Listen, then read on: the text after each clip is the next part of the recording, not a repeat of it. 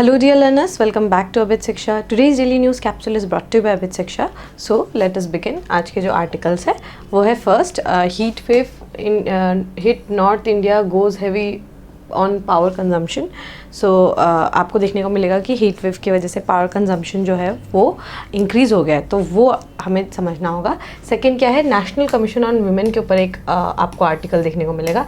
I think one of the important topics में count किया जाता है, तो वो हमें अंडरस्टैंड करना होगा. थर्ड न्यूज़ क्या है, चाइना हैज़ 500 न्यूक्लियर वारहेड से सिप्री का एक रिपोर्ट आता है. एक स्वीडिश जो है एक स्वीडन बेस्ड एक ऑर्गेनाइजेशन है जो निकालता है रिपोर्ट अबाउट द वॉरहेड्स, कौन सी कंट्रीज़ के पास कितना मिलिटरीली कैपेबल कौन सा कंट्री है, तो वो एक आपको देखना होगा. ये चाइना का जो है रिपोर्ट आया है कि इसमें चाइना के पास ऑलमोस्ट 500 न्यूक्लियर वॉरहेड्स है, तो ये इंपॉर्टेंट एक न्यूज़ है. And last is scientist from India, China, UK to develop a catalyst to produce cheaper biodiesel. तो बायोडीजल और रिन्यूएबल सोर्सेज ऑफ एनर्जी पे हमारा देश का काफ़ी फोकस रहा है. सो उसी के अंतर्गत जो है आपको देखने को मिलेगा ये न्यूज़ आर्टिकल जो है इम्पॉर्टेंट है. मैं आपको थोड़ा बायोडीजल के बारे में भी बताऊंगी, कैसे प्रोड्यूस किया जाता है, क्या प्रोसेस है जिससे प्रोड्यूस किया जाता है. तो चारों के चारों आर्टिकल्स इंपॉर्टेंट है, अच्छे से एक एक करके लेट अस कवर इट. पहला आर्टिकल है हीट वेव के ऊपर, ठीक है. सो हीट वेव जो है पूरा एंटायर नॉर्थ इंडिया को देखने को मिलेगा कि काफ़ी हैवी कंजम्पशन जो है पैटर्न आपको एक समझ में आएगा. Why again because heat wave है, गर्मी है, तो एनी टाइम अगर आप देखेंगे तो लोगों के घर में पंखा जो है वो चलते रहता है. Even though they are not using the air conditioning और the coolers, they are using continuously, they are using the fans. So वो फैंस जो हम बना रहे हैं दैट इज़ वो तो हमें इलेक्ट्रिसिटी तो उसमें भी जा रहा है, राइट. और उसको जब हम लोग कंटिन्यूसली यूज़ करेंगे तो ऑब्वियसली एक आपको देखने को मिलेगा कि एक कंटिन्यूटी में अगर हम यूज़ करते रहेंगे सो उसका कंजम्पशन भी इंक्रीज़ हो जाएगा. और जितना कंजम्पशन इंक्रीज़ होगा उतना प्रोडक्शन इंक्रीज़ होगा. प्रोडक्शन इंक्रीज़ होगा तो हम तो अभी सबसे ज़्यादा डिपेंडेंट किस पर है, अभी हम लोग कोल पे सबसे ज़्यादा डिपेंडेंट है, राइट. सो कोल का जितना हम प्रोडक्शन करेंगे उतना ही पोल्यूशन होगा, उतना ही हम कोल इंपोर्ट भी करेंगे, हमारा इंपोर्ट बिल भी बढ़ेगा. तो सिर्फ और सिर्फ क्लाइमेट पे तो इम्पैक्ट नहीं कर रहा, बल्कि सिर्फ और सिर्फ क्लाइमेट पे ही नहीं बल्कि हमारे पूरे इकोनॉमी पे भी एक इम्पैक्ट पड़ रहा है due to this heat wave. And mind you this heat wave of 2024 is the worst, ठीक है. आज तक इतना गर्मी जो है, इतना heat wave for this long period and this severe heat wave जो है आज तक हमारे देश में हमने एक्सपीरियंस नहीं किया. एंड 2024 का गर्मी का जो हीट वेव है उसका टेन्योर भी लंबा है और सिवियरिटी भी वर्स्ट है. लोगों के जाने भी सबसे ज़्यादा इसी जो है साल में गई है. एंड द सिचुएशन जो IMD जिस तरीके से बोल रहा है कि ये सिचुएशन और ज़्यादा वर्स्ट हो सकता है. सो ये जो सिचुएशन जो है आपको देखने को मिलेगा कि और ज़्यादा वर्स्ट भी हो सकता है.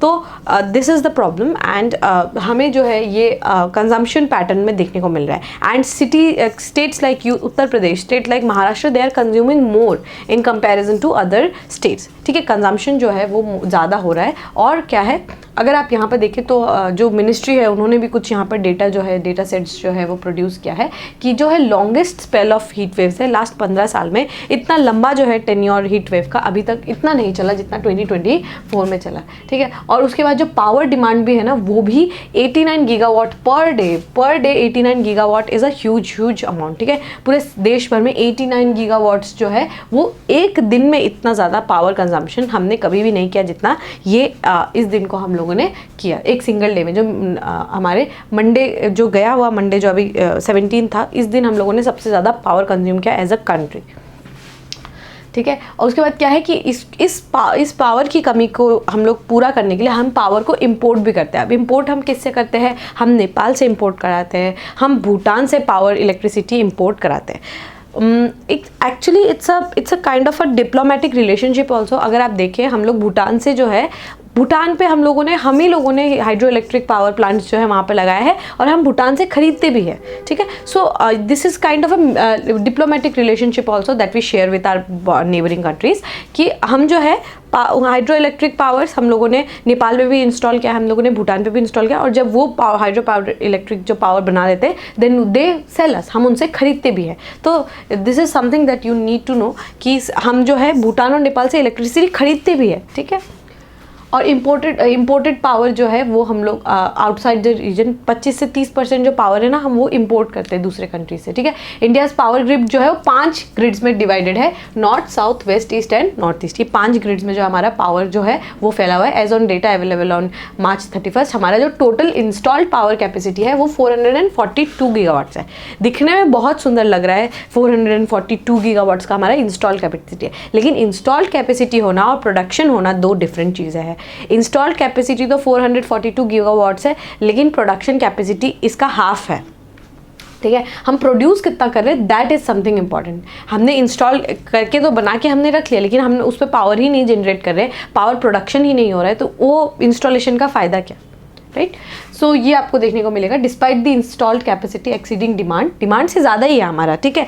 हमारा जो इंस्टॉल्ड कैपेसिटी है वो डिमांड से ज़्यादा है, लेकिन प्रोडक्शन जो है वो डिमांड से कम है, ठीक है। ऑप्टिमल कैपेसिटी नहीं है, ठीक है।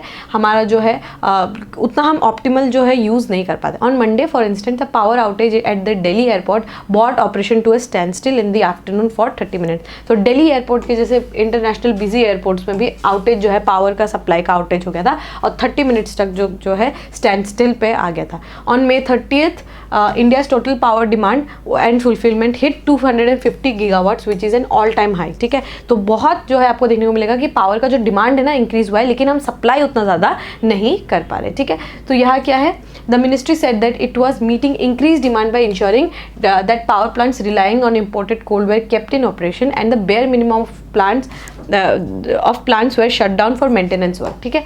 तो कंटिन्यूसली जो है प्रोडक्शन पे पावर प्लांट्स का जो है प्रोडक्शन पे आपको देखने को मिला है। It is advise power generation companies to keep their plants in a healthy condition for optimal operation, while hydro power stations have been advise to conserve water during day time and dispense the maximum possible power at night to ensure uninterrupted power supplies. Gas fired power plants would also be utilized up to shore up the power demand. तो मतलब सिर्फ और सिर्फ कोयला से हम power नहीं generate कर रहे, बल्कि हम और भी तरीके से जनरेट कर रहे हैं। लाइक हम लोग जो है दिन के समय पूरा कोयला से हम जितना पावर आ रहा है उतना हम यूज़ करेंगे, और शाम के समय जो है वो डायरेक्शन जारी किया गया बाय मिनिस्ट्री ऑफ पावर की शाम के समय जो है वो हम लोग हाइड्रो इलेक्ट्रिक पावर से, जो हाइड्रो पावर जो है वहाँ से हम शाम के समय जो है इलेक्ट्रिसिटी प्रोड्यूस करेंगे, ताकि और हम लोग जो गैस फायर प्लांट्स है ना उसका भी यूज़ हम लोग करेंगे। तो सिर्फ और सिर्फ एक अकेला जो पावर सेक्टर है जो कि कोयला से चलता है वो तो दिन भर चलेगा ही चलेगा,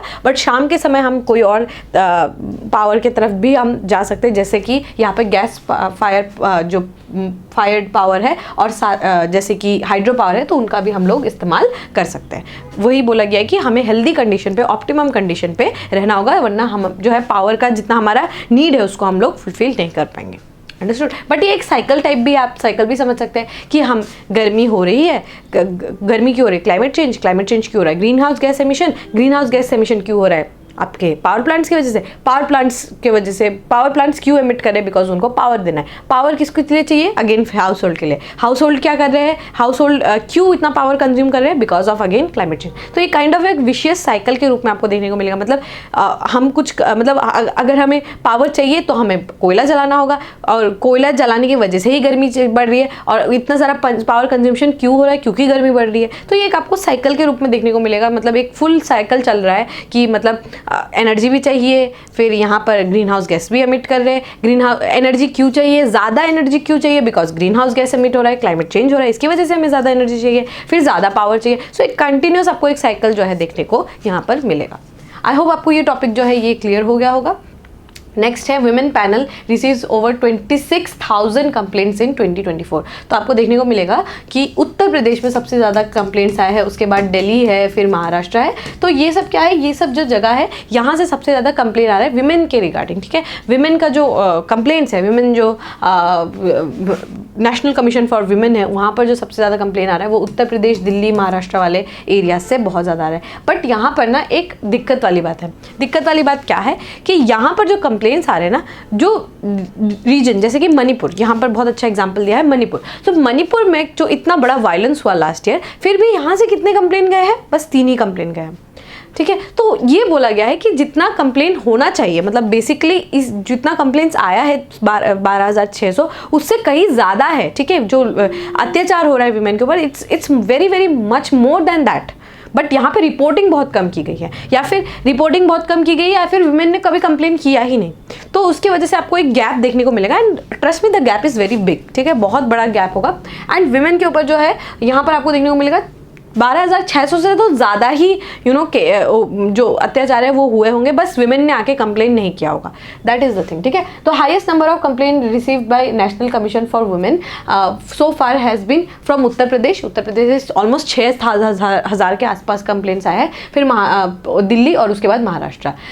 स्ट्राइफ्ड on Manipur has recorded only 3 complaints of crime against women, सिर्फ 3 ही कंप्लेंट आई है फ्रॉम मणिपुर, जहाँ पर जो है इस तरीके से जहाँ पर दिक्कत the situation which where is not good, the situation in Manipur is not good, फिर भी वहाँ से बस 3 ही कंप्लेंट आए। तो दिस इज़ समथिंग जो कंप्लेंट्स जो है वो कम आपको देखने को मिलेगा। Delhi was a distant second from 1199, ठीक है, 1119 कंप्लेंट्स, और उत्तर प्रदेश से देखिए ऑलमोस्ट 6,500 कंप्लेंट्स जो है उत्तर प्रदेश से आए हैं, ठीक है।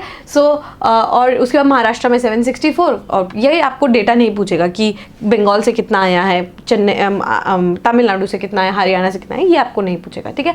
लेकिन आपको ये जानना है कि केसेस आप देखेंगे ना, सबसे ज़्यादा यहाँ पर ऑब्वियसली सेक्सुअल हैरेसमेंट है, फिर आपका साइबर क्राइम है, डाउरी है, स्टॉकिंग है, ऑनर क्राइम्स है, ये सब जो है बहुत आपको देखने को मिलेगा, जिसपे कंप्लेंट्स है वो सबसे ज़्यादा आया है। एंड हाईएस्ट आपको देखने को मिलेगा, हाईएस्ट कंप्लेंट्स जो है ना वो आपको हैरेसमेंट और डोमेस्टिक वायलेंस पे देखने को मिलेगा, वो सबसे ज़्यादा जो है कंप्लेंट्स यहाँ पर आए हैं। लेकिन एक नया तरीके का भी जो है आपको देखने को मिलेगा कि कंप्लेंट्स एक नया तरीके का भी है, जो साइबर क्राइम वाले केसेस है ना, उस पर भी इंक्रीज हमें देखने को मिल रहा है। सो आप देखेंगे कि विथ टाइम जो ट्रेंड्स भी है ना वो भी थोड़ा थोड़ा शिफ्ट हो रहे हैं। जैसे कि साइबर क्राइम पहले शायद उतना 2001-2 में ना आता हो, है ना, क्योंकि इंटरनेट पेनिट्रेशन ही नहीं था, तो साइबर क्राइम किस तरीके का, बट अब देखिए साइबर स्टॉकिंग भी है, ठीक है। सो ये कंप्लेंट्स भी विमेन के उस पर काफ़ी ज़्यादा जो है जा रहे हैं। And women being a vulnerable section in this cyber space में जो है विमेन का वल्नरेबिलिटी ज़्यादा है। आपको पता होगा एक फेमस एक्ट्रेस का डीप फेक का वीडियोज़ निकला था। सो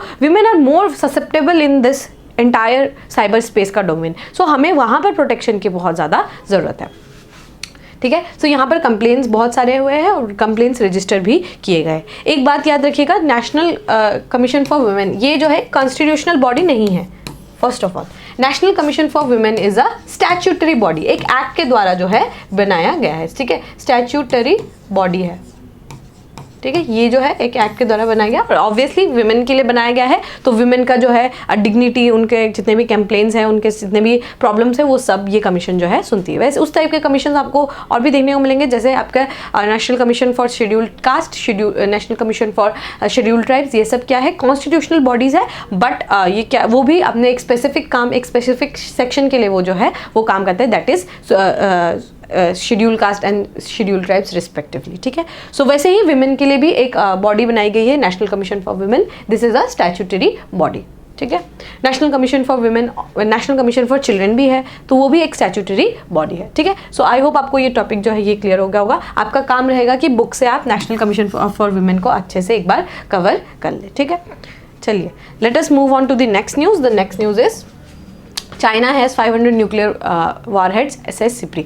वॉरहेड्स जो है आप समझ सकते हैं उसको, आप जो बॉम्ब्स होते हैं, जो मिसाइल्स होते हैं, उन सबको ही वॉरहेड्स जो है वो कहा जाता है, ठीक है। सो चाइना के पास ऑलमोस्ट 500 है, इंडिया के पास कितना है 172, ठीक है, 172, ठीक है, 172 जो है 172 न्यूक्लियर वॉरहेड्स है। पाकिस्तान के पास कितने हैं 170, स्लाइटली हमारे पास बस 2-3 ही ज़्यादा है, और चाइना के पास आप समझिए 500 है, हमसे डबल जो है, ऑलमोस्ट डबल से भी ज़्यादा जो है उनके पास वॉरहेड्स है। तो देख पाएंगे कि हमारे जो दोनों हॉस्टाइल नेबरहुड्स है, that is Pakistan and your China, दोनों के पास nuclear, they are both nuclear able countries, और हमारे इनफैक्ट चाइना के पास तो इंडिया से भी ज़्यादा है, ठीक है। सबसे ज़्यादा I think it's no brainer, सबसे ज़्यादा ऑब्वियसली आपके US के पास है, देन रशिया के पास है, बहुत सारे उनके पास न्यूक्लियर वॉरहेड्स है। तो न्यूक्लियर वॉरहेड्स तो अकॉर्डिंग टू यू नो ये स्वीडिश जो थिंक टैंक है, इनका नाम क्या है, Stockholm International Peace Research Organization, SIPRI जो है ये रिपोर्ट निकालती है। तो उसके अकॉर्डिंग क्या बोला गया है कि चाइना के पास 500 न्यूक्लियर वॉरहेड्स है और इंडिया के पास कितना है 170। तो जब हम लोगों ने न्यूक्लियर टेस्ट किया था पोखरण में, तो क्या हुआ था, हमारे ऊपर काफ़ी ज़्यादा सैंक्शंस लगाए गए थे बाय यूएस, ठीक है। तो ये सैंक्शंस तभी उन्होंने हमारे ऊपर से रिलीव किया था जब हम लोगों ने बोला था कि हम अपने सारे न्यूक्लियर वॉरहेड्स को डिस्क्लोज करेंगे। तो तभी से हम जो है सारे न्यूक्लियर वॉरहेड्स को डिस्क्लोज करते हैं।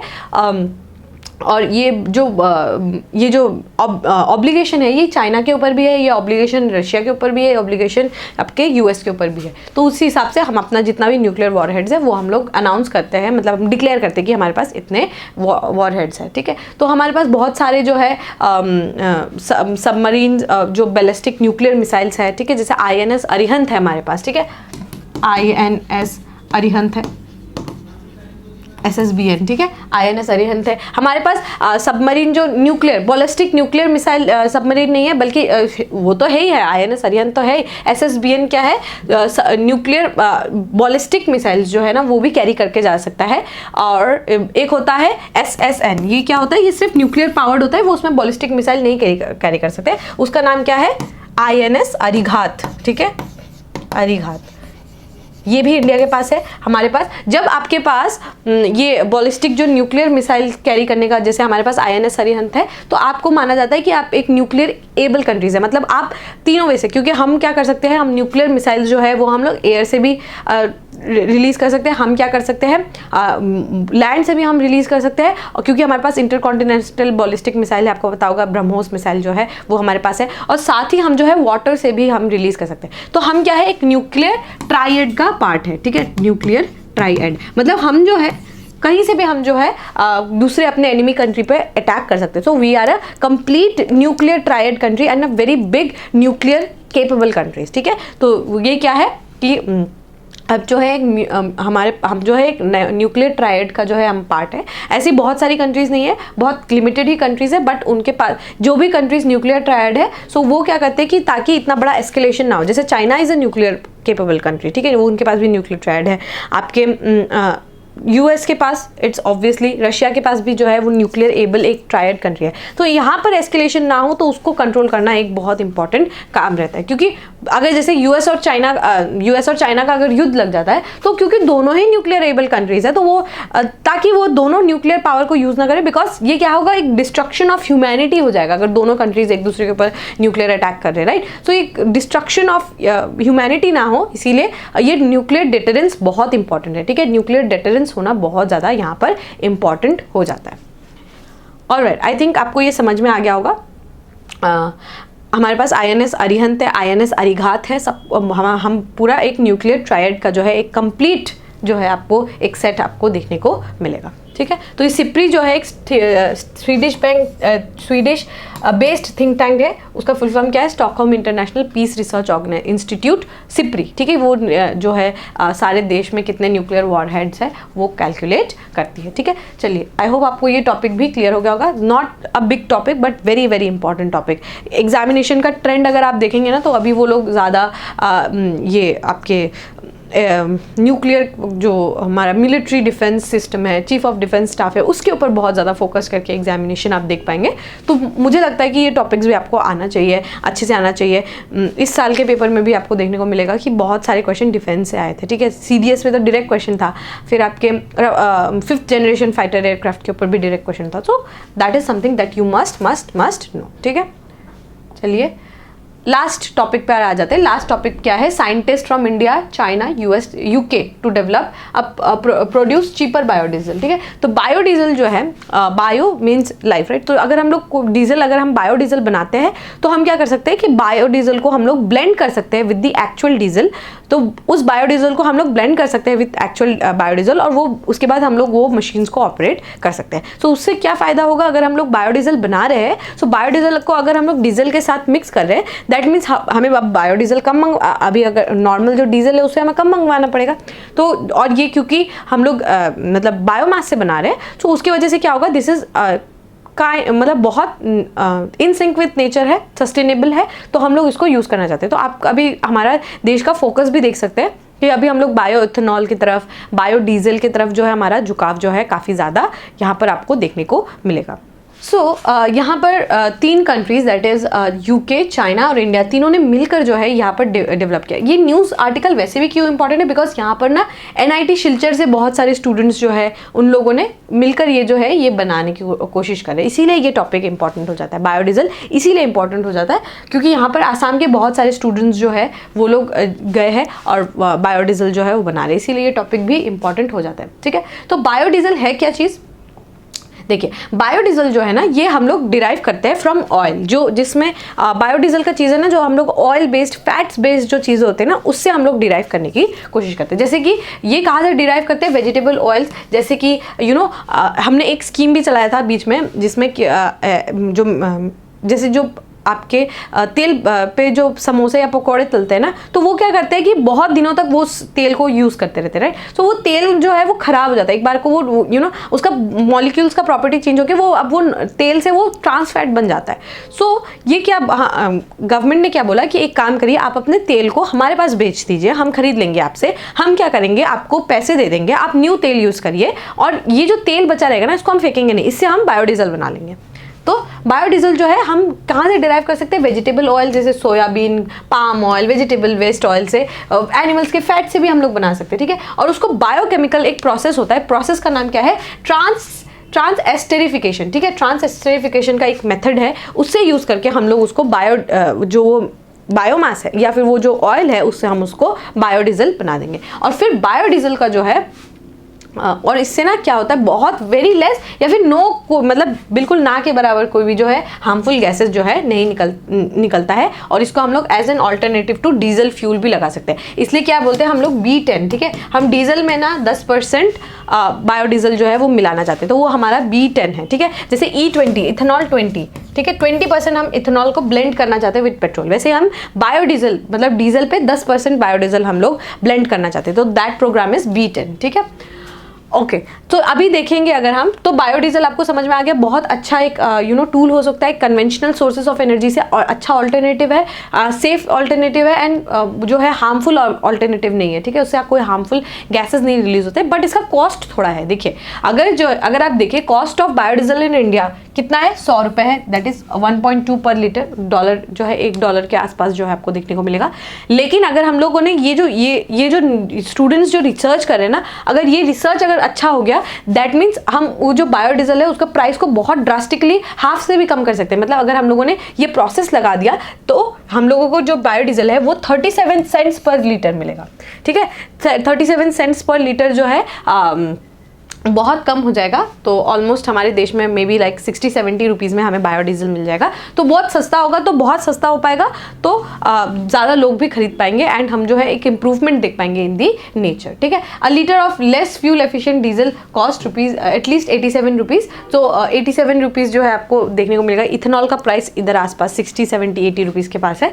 Biodiesel is a key player in quest for sustainable energy, our innovative catalyst could pave a way for broader adoption and a green future because it makes production process more efficient. Production का process को भी efficient बनाएंगे, price भी कम होगा। हमेशा याद रखिए, technology का कोई चीज़ है तो उसका प्राइस ज़्यादातर कम ही रहता है। ठीक है, जैसे नैनो यूरिया है उसका भी प्राइस कम है। ठीक है, स्टार्टिंग में मे बी जो प्लांट लगेगा उस पर प्राइसेस ज़्यादा हो सकते हैं, लेकिन बाद में जब मास प्रोडक्शन होगा ना प्राइस अपने आप कम हो जाता है। ठीक है, तो कोई भी अगर एक पुराना टेक्नोलॉजी से अगर हम न्यू टेक्नोलॉजी की तरफ जाएंगे उसका प्राइस ज़रूर रिड्यूस होगा। ठीक है, उसका प्राइस जो है ज़रूर जो है आपको देखने को मिलेगा कि रिडक्शन होता है, कॉस्ट इफेक्टिव है, इन्वायरमेंट फ्रेंडली है। ठीक है, सो बायोडीजल पे जो है हमारा फोकस बहुत रहेगा, और क्योंकि गवर्नमेंट का फोकस है ऑब्वियसली आपका भी एग्जामिनेशन पर्सपेक्टिव से फोकस रहना चाहिए। ठीक है, आई होप आपको ये टॉपिक भी क्लियर हो गया होगा। Alright, with this we have come to end of today's daily news discussion. If you have liked this discussion, don't forget to give a like and write down in the comment section. We will meet in the next discussion. Till then, take care and thank you.